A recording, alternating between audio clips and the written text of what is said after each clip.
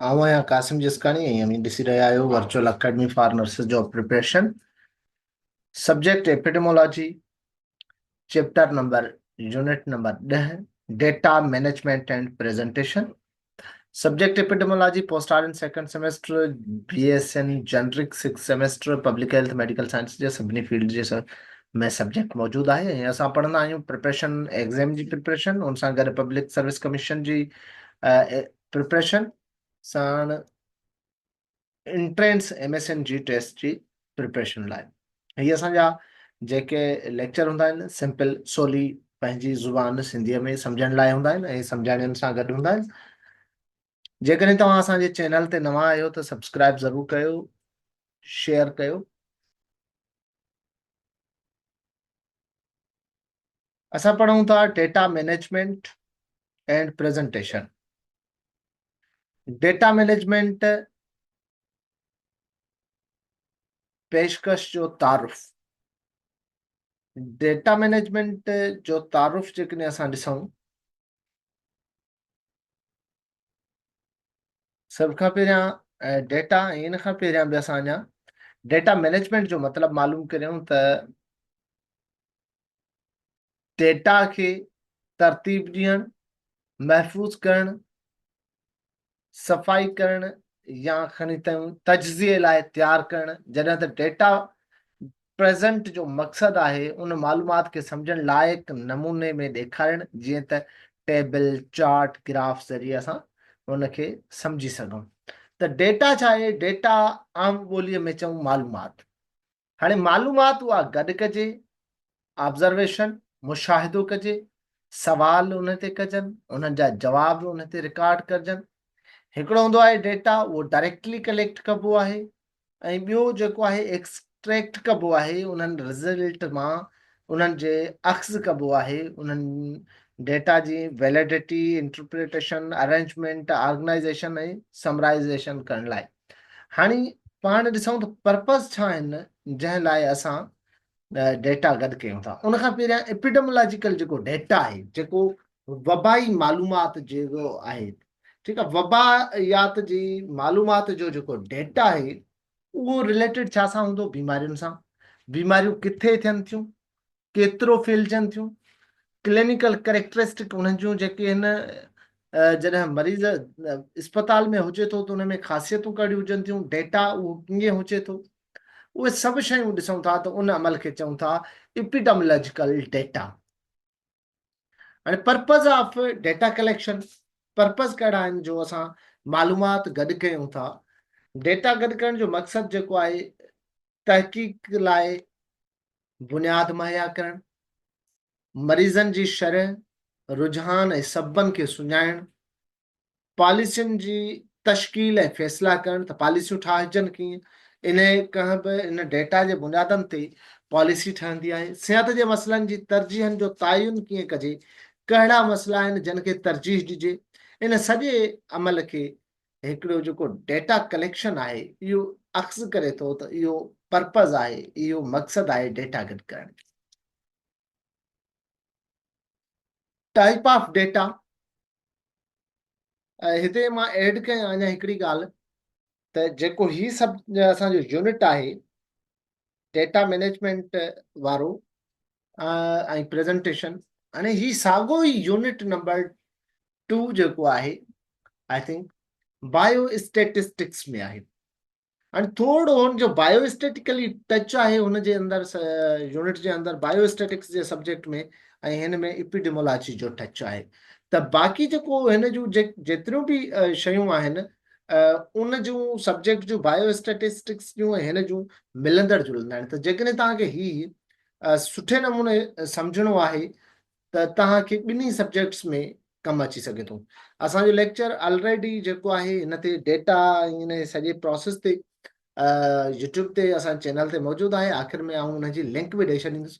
इन करे जॾहिं त असांजो पहिरियां ई लेक्चर मौजूदु आहे त हिनखे असां थोरो तकिड़ो सरासरी नज़र ॾिसी ईंदासीं, ऐं जेकॾहिं वधीक तव्हांखे डिटेल सां ॾिसणो हुजे त हुन लेक्चर खे ज़रूरु ॾिसो।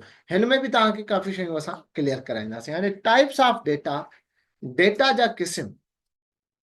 हिकिड़ो डेटा थींदो आहे क्वालिटेटिव डेटा, ॿियो थींदो आहे क्वांटिटेटिव डेटा।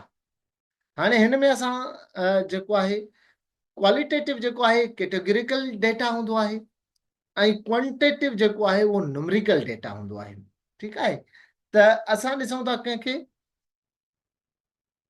क्वालिटेटिव डेटा खे। क्वालिटेटिव डेटा खे सादन लफ़्ज़नि में तव्हां चवंदो त मयार ते ॿधल डेटा या मयारी डेटा। हाणे ही छा आहे, अहिड़ो डेटा आहे जेको डिस्क्राइब कंदो आहे, बयानु कंदो आहे क्वालिटीज़, मयार ऐं करेक्टरिस्टिक जेके इन जे अंदरि पैमाना आहिनि। ठीकु आहे, जंहिंमें मिसाल जे तौर ते लफ़्ज़नि ऐं बयाननि ते ॿधल डेटा खे क्वालिटेटिव डेटा चइबो आहे। The data which aims to gather and analyse non numerical information, means बयाननि ते, ठीकु आहे, लफ़्ज़नि ते, न्यूमेरिकल न हुजे। जंहिंमें असां ॾिसंदा आहियूं जेको इंडिविजुअल उहो ॾिसंदो त social realities, their attitude, belief, motivation, why, how, what happened behind the certain behavior. It's the description from data that is expressed in term of feeling, observation, verbal grouping rather than numerical. ठीक है, same ॻाल्हि आहे जेका पाण चऊं पिया। हाणे हिन में क्वालिटेटिव डेटा में असां ॾिसंदा आहियूं नॉमिनल डेटा, ऑर्डिनल डेटा। ॿ जेके आहिनि असां डेटा या क़िस्म क्वालिटेटिव में ॾिसंदा आहियूं, नॉमरिकल या नॉमिनल एंड ऑर्डिनल। हाणे नॉमिनल डेटा जेको हूंदो आहे नालियाती डेटा हूंदो आहे, को बि उन में तरतीब न हूंदी आहे, रुगो नाला हूंदा आहिनि। मिसाल असां डेटा गॾु कयूं था, उहो डेटा आहे मर्दनि जो, औरतनि जो, शहरनि जो, ॻोठनि जो, या उहो जेको आहे नाला हुजनि 5 टेबल, 10 बेड, 3 चेयर। त मीन्स असां बेड, चेयर, टेबल, टेलीविज़न या शहर, अस्पतालूं, ॿियूं शयूं, नालनि वारियूं शयूं जेकॾहिं असां उन्हनि जो डेटा गॾु कयूं, that is called nominal data. ॿियो हूंदो आहे ऑर्डिनल डेटा। ऑर्डिनल डेटा तरतीबी डेटा हूंदो आहे। एक्चुअली तरतीब त हूंदी पर फ़ासिलो बराबरि न हूंदो, मीन्स उनजो इंटरवाल जेको हूंदो आहे उहो इक्वल ज़रूरी न आहे। The data that also categorize the variable ranks or orders by acknowledge the natural quality and properties related to variables. It uses the kind of hierarchical state। हिन में असां छा कंदा आहियूं त जेको डेटा हूंदो आहे उनजो जेको hierarchical स्केल हूंदो आहे उन सां असां कैरेक्टराइज कंदा आहियूं। माना लो, नॉर्मल टू सिवियर, लो टू हाई, अहिड़ी तरतीब सां डेटा गॾु कंदा आहियूं। माना थोरे खां घणे तरफ़ ऐं नॉर्मल खां सिवियरिटी तरफ़। हाणे फ़र्क़ु छा हूंदो आहे असांजो जेको नॉमिनल ऐं ऑर्डिनल डेटा आहे उन जे अंदरि, difference between nominal and ordinal data. नालियाती ऐं तरतीब वारे डेटा में फ़र्क़ु उहो हूंदो आहे त तरतीब वारो डेटा जेको हूंदो आहे उहो तरतीब सां हूंदो आहे, नालियाती उहो नालनि सां हूंदो आहे, कंहिं बि शइ जो थी सघे थो। हाणे इन जी जेका तरतीब आहे उनजो इंटरवाल डिफरेंस थी सघे थो, फिक्स न हूंदो आहे ऑर्डिनल जो। ठीकु आहे, इहो हिननि जो मेन जेको आहे डिफरेंस हूंदो आहे। उन खां पोइ आहे क्वांटिटेटिव डेटा, माना मिक़दारी डेटा।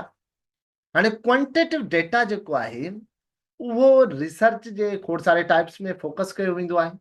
छाजे कारण हिन में असां डेटा एनालाइज़ कंदा आहियूं ऐं डेटा जेको हूंदो आहे उहो छा हूंदो आहे, न्यूमेरिकल डेटा हूंदो आहे। हाणे उहो जेको न्यूमेरिकल डेटा आहे, मिक़दारी डेटा जेको आहे उन जूं डिफरेंट अप्रोचिस थियनि थियूं ऐं उहे डिडक्टिव अप्रोच हूंदियूं आहिनि। ठीकु आहे, डिडक्टिव अप्रोच में नर्सिंग इंस्ट्रक्टर में क्वेश्चन अची चुको आहे SPSC जे अंदरि। In simple words, quantitative data is a measure of value or counts and is expressed as numbers data about the numerical variable. How many, how much, how often, केतिरा, केतिरी हद ताईं, कॾहिं। ठीकु आहे, हाणे हिन जे अंदरि वरी जेको डेटा आहे उन में डिफरेंट टाइप आहिनि।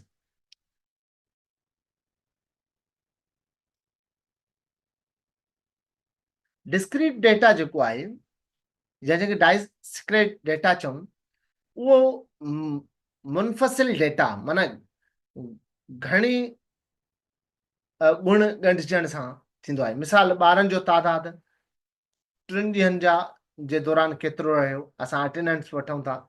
ठीकु आहे। ईअं असांजो जेको आहे, जेको डेटा आहे, उन में काउंट कंदासीं। लिमिटेड नंबर ऑफ वैल्यू हूंदा असांजो, होल नंबर सां इंटीग्रेट कंदा। ठीकु आहे। त असांजो उनजो सिमिलर पार्ट जेको आहे, असां उनखे न ॾिसंदासीं, असां उनजो सॼो ॾिसंदा आहियूं। मिसाल, शूज़ जी size, number of language in individual speaks, केतिरा माण्हू जेके ॻाल्हाइनि था उहे। अहिड़े तरीक़े सां असां डिफरेंट जा एग्ज़ाम्पल वठी सघूं था। ॿियो हूंदो आहे कंटिन्यूअस डेटा। हाणे कंटिन्यूअस जेको मुसलसिल डेटा आहे, उन में असां जेके न मिक़दार जेको बेहद थी सघे थो। मिसाल जी ॻाल्हि, असांजो जेको लिमिट आहे उहा डेसिमल्स में ईंदी आहे कंटिन्यूअस में डेटा में। कद, वज़न, रत जो दबाव, कंटिन्यूअस असां उनखे डेटा खे कलेक्ट कंदा रहंदासीं। त इन अमल खे चइबो आहे कंटिन्यूअस डेटा। हाणे इन कंटिन्यूअस डेटा जे अंदरि जेके आहिनि इंटरवाल थींदो आहे। हिकिड़ो आहे interval type, means data of the variable having no absolute zero. इहो यादि रखी छॾियो त कंटिन्यूअस डेटा में को बि एब्सोल्यूट ज़ीरो न हूंदो। ठीकु आहे। फॉर एग्ज़ाम्पल, असां टेम्परेचर वठूं था, ठीकु आहे, त उहो असां पॉइंट्स में वठंदासीं ऐं हुन में एब्सोल्यूट ज़ीरो जेको आहे न हूंदो। ऐं ॿियो असांजो आहे ratio type data. Ratio type data जेको आहे, तनासुब वारी डेटा, उनमें एब्सोल्यूट ज़ीरो हूंदो आहे। सिर्फ़ इन ॿिन्ही में इंटरवाल में रेशो में फ़र्क़ु इहो हूंदो आहे।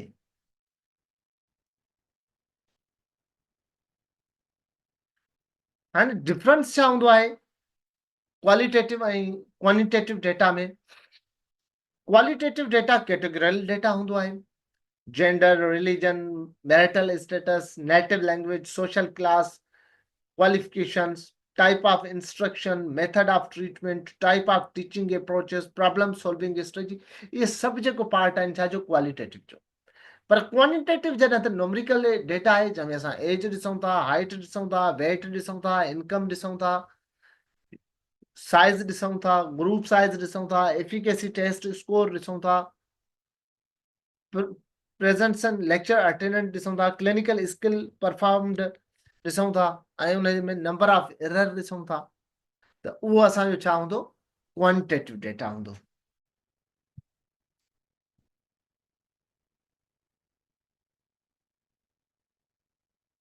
Methods of data collection. Data collection जा तरीक़ा जेके आहिनि, गॾु करण जा तरीक़ा कहिड़ा आहिनि? हाणे सभ खां पहिरियां आहे त गॾु करण जे तरीक़नि में बुनियादी तौर ते पहिरियां आहे प्राइमरी डेटा। प्राइमरी डेटा खे असां असुल डेटा चऊं, बुनियादी डेटा चऊं। उहो डेटा जेको तहक़ीक़ कंदड़ पाण गॾु करे, उहो असांजो छा आहे? Primary data.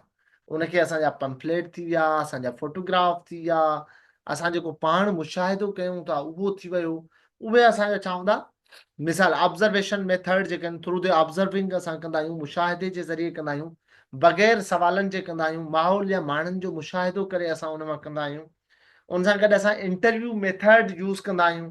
इंटरव्यू मेथड में असां माण्हुनि खां इंटरव्यू कंदा आहियूं, मालूमात गॾु कंदा आहियूं, सवाल कंदा आहियूं। पोइ इंटरव्यू मेथड्स में असांजा पर्सनल इंटरव्यूज़ हूंदा आहिनि, माण्हुनि खां ज़ाती इंटरव्यू कंदा आहियूं, क्लिनिकल इंटरव्यू कंदा आहियूं, फोकस्ड इंटरव्यू कंदा आहियूं। फोकस्ड जेके माना कंहिं हिकिड़े मख़सूस सवाल, मख़सूस टॉपिक, मख़सूस ॻाल्हि ते हुजनि। टेलीफोनिक इंटरव्यू कंदा आहियूं, असां इंडिविजुअल इंटरव्यू कंदा आहियूं, कंहिं हिकु हिकु माण्हू खां ग्रुप इंटरव्यू कंदा आहियूं। इहे सभु जेके आहिनि छा जा पार्ट अची था वञनि, सॼा इंटरव्यू मेथड्स में अची था वञनि। ठीकु आहे। उन सां गॾु असांजो क्वेश्चनियर मेथड हूंदो आहे ॿियो, त असां सवालनामो प्रिंट कराईंदा आहियूं, उहो माण्हुनि खां भराईंदा आहियूं।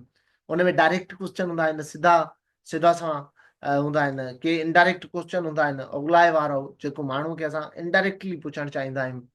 उन खां अलावा ओपन एंडेड क्वेश्चन हूंदा आहिनि, जंहिंजे येस नो में सवाल हूंदो, सॉरी, उन्हनि जो असां डिटेल में जवाबु ॾियणो पवंदो ओपन एंडेड में। क्लोज एंडेड हूंदा आहिनि, जंहिंजा जस्ट येस नो में सवाल जवाबु ॾियणो पवंदो आहे। मल्टीपल चॉइस क्वेश्चन हूंदा आहिनि असांजा। ठीकु आहे। मल्टीपल क्वेश्चन हूंदा आहिनि उन में, कसीर तादाद में। केस स्टडी मेथड आहे। केस स्टडी मेथड जो हिकु फर्द गुरोह या वाक़े जी तफ़सील ते अभ्यास हूंदो आहे, त हुन केस खे स्टडी कंदा आहियूं, कॾहिं थियो, कीअं थियो, कॾहिं खां थियो, हुन सां गॾु उहे तकलीफ़ूं कहिड़ियूं थियूं, शिदत कहिड़ी थी, इहा सॼो जेको इन्वेस्टिगेट कयूं था उनखे असां केस स्टडी चऊं था। सर्वे आहे, जर्नल एग्ज़ामिनेशन आहे, सर्वे जे अंदरि वॾी आबादी मां मालूमात गॾु करणु, सवालनामा, मुशाहिदो, इहे सभु शयूं हुन में अप्लाई थींदियूं आहिनि। देन आहे सेकेंडरी डेटा। सेकेंडरी डेटा पहिरियां खां मौजूदु डेटा आहे, जेको प्राइमरी डेटा आहे, उन मां असां खणंदा आहियूं। माना रिपोर्ट्स आहिनि, आर्टिकल्स आहिनि, सरकारी अंगीकार आहिनि, रिसर्च पेपर आहिनि, इहे सभु जेके आहिनि ऑलरेडी ऑर्गेनाइज़ थियल जेको डेटा हुजे उन मां ऑथेंटिक मालूमात जेका असांजे कम जी आहे उहा एक्सट्रैक्ट कयूं त उनखे पाण चऊं था सेकेंडरी डेटा।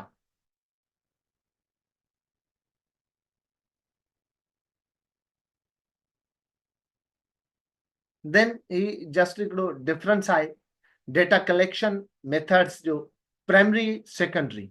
हाणे प्राइमरी जेको आहे survey, questionnaire, observation, interview, experiment पाण डिस्कस कयोसीं। सेकेंडरी छा हुयो, प्राइमरी मां खणूं पिया, लिटरेचर रिव्यू आहे, गवर्नमेंट डेटाबेस आहे, न्यूमेरिकल डेटाबेस आहे, वेब आहिनि, वेबसाइट्स आहिनि, उतां असां खणूं था, उनखे चऊं था प्रेज़ेंटेशन ऑफ डेटा। डेटा खे पोइ प्रेज़ेंट कीअं कजे, डेटा खे पोइ माण्हुनि ताईं, रिसर्च ताईं पहुचाइजे कीअं, शो कीअं कजे, उनजी प्रेज़ेंटेशन, उनजो लुक कीअं हुजे, त उनखे चऊं था असां डेटा प्रेज़ेंटेशन। कहिड़े साइंटिफिक स्टाइल में असां डेटा प्रेज़ेंट कंदासीं, त उन में डेटा जेको आहे उहो ग्राफ्स जी हालत में कयूं था पाण जेकॾहिं, या वरी असां उनजो टेबल्स फॉर्म में कयूं था, ग्राफ फॉर्म में कयूं था, चार्ट्स जी फॉर्म में कयूं था डेटा खे असां प्रेज़ेंट, त उन में असांजा इहे हूंदा आहिनि। हाणे टेबुलेशन जेको असांजो फॉर्म आहे, जंहिंमें असां टेबल जी सूरत में असां डेटा खे ॾेखारियूं था, त उनखे असां चऊं था tabulation form of the data.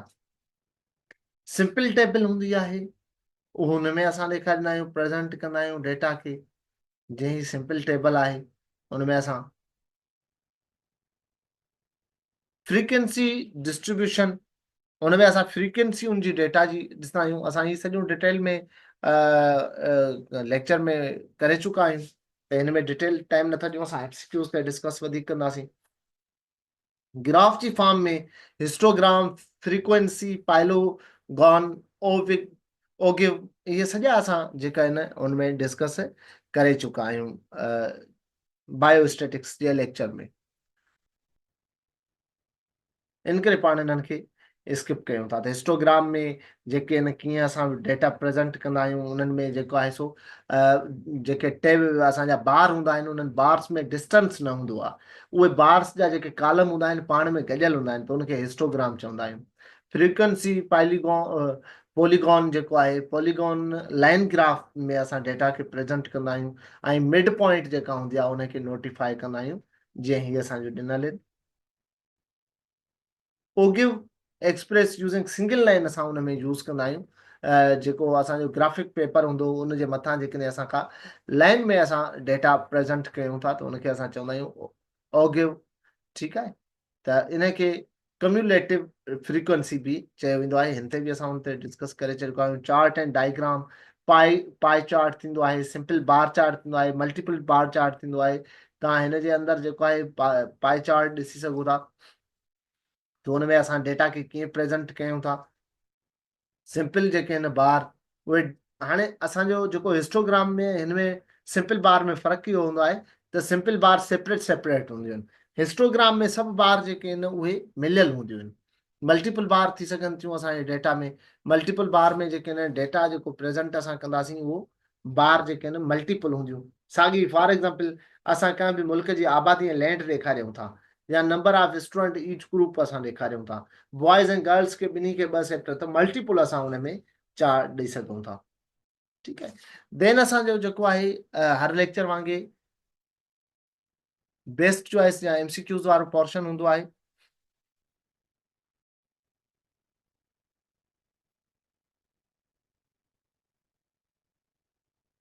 What is the first step in data processing? Data processing जो फर्स्ट स्टेप जेको आहे उहो आहे data collection. The correct option is C. Data collection is the first step in the data processing. Which of following is a type of quantitative data? Quantitative data में असां ॾिठोसीं त qualitative data में असांजो नॉन नोमरिकल हो ऐं quantitative data में असांजो नोमरिकल हो। त जेंडर, ऑक्यूपेशन, रिलीजन जेके आहिनि उहे जेके नंबर्स में नेम्स में प्रेज़ेंट कयूं था। जॾहिं त एज जेका आहे असां नंबर में नोमरिकल में प्रेज़ेंट कंदा आहियूं त करे C is the correct option, एज। Qualitative data deals with qualitative data जेको आहे कैटेगरीज़ सां असां डील कंदो आहे, उहो त हिन जो करेक्ट ऑप्शन आहे B.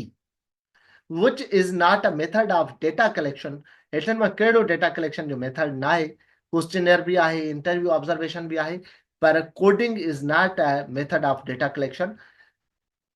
Option A is the correct option. Which method is best for comparing parts of the whole? C, pie chart is the correct option. Coding is used in coding असां छा में use कंदा आहियूं? Data processing में use कंदा आहियूं। The data processing is D, option D is the correct option. Which chart is best for showing trend over time?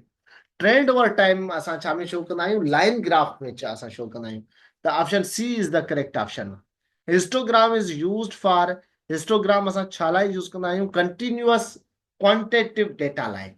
Mostly जेकॾहिं अचे त हिस्टोग्राम असां छा लाइ यूज कंदा आहियूं? त histogram used for the continuous quantitative data.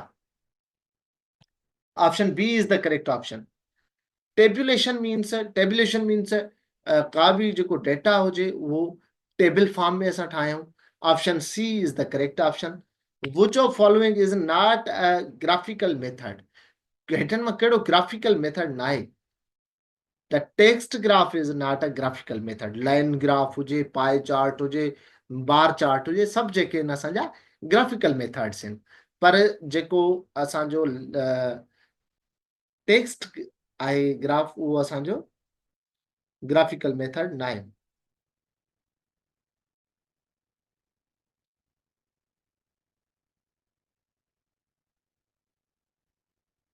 The purpose of data classification is to data की classify छो कंदा आहियूं? Organize करण लाइ। Option C is the correct option. Bar chart is used for bar chart असां छाजे लाइ? Frequency of categories करण लाइ यूज कंदा आहियूं। Option B is the correct option. In data presentation, pictogram means picture symbols. Option C is the correct option. Good data presentation should be Good data presentation कीअं हुजणु खपे? Simple and clear. Option C is the correct option. Pie chart presents data as circles. गोल ठहियल हूंदो आहे pie chart. Then the option B is the correct option. Which step comes just before analysis? Tabulation is come just before the analysis. Option B is the correct option. Which one is not a step in data processing? Gazing is not a part of a step of data processing. Option C is the correct option. Line graph is based for line graph जेको आहे continuous change over time. Line graph continuous change over time लाइ use थींदो आहे, जेको असां पढ़ी आयासीं। Option B is the correct option. Which of following shows the part to whole relationship? Pie chart. Correct option is A.